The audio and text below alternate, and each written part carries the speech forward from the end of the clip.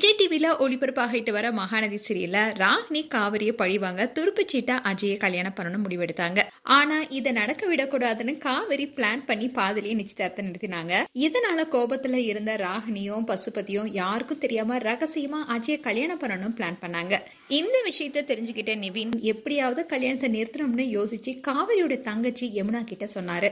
ஆனா யமுனா அவங்களுடைய சுயநலத்துக்காக காவிரியுடைய வாழ்க்கையை யோசிக்காம ராகினி கல்யாணம் பண்ண போற விஷயத்த யார்கிட்டயுமே சொல்லாம மறைச்சிடுறாங்க.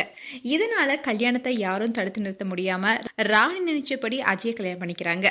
இந்நிலையில பசுபதி டான்ஸ் ஆடிக்கிட்டே வந்து காவிரி கிட்ட நீ நிச்சயத்தை நிப்பாட்டிட்டல இப்போ பாருன்னு சொல்ல ராகினியும் அஜயும் ஆடிக்கிட்டே வராங்க. அப்போ பசுபதி காவிரி கிட்ட இப்போ கல்யாணமே முடிஞ்சிருச்சு, எப்படி நீ வாழ போறன்னு பாக்கலான்னு சொல்றாரு.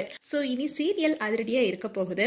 இந்நிலையில இந்த சீன் எடுக்கும்போது ஷூட்டிங் ஸ்பாட்ல ராகினி கூட காவிரியும் செம குத்து குத்திருக்காங்க. அதோட காவிரி பசுபதியும் எடுத்து மாஸ்க் குத்து குத்திருக்காங்க. இந்த வீடியோ இப்போ சோஷியல் மீடியால வைரல் ஆயிட்டு வருது.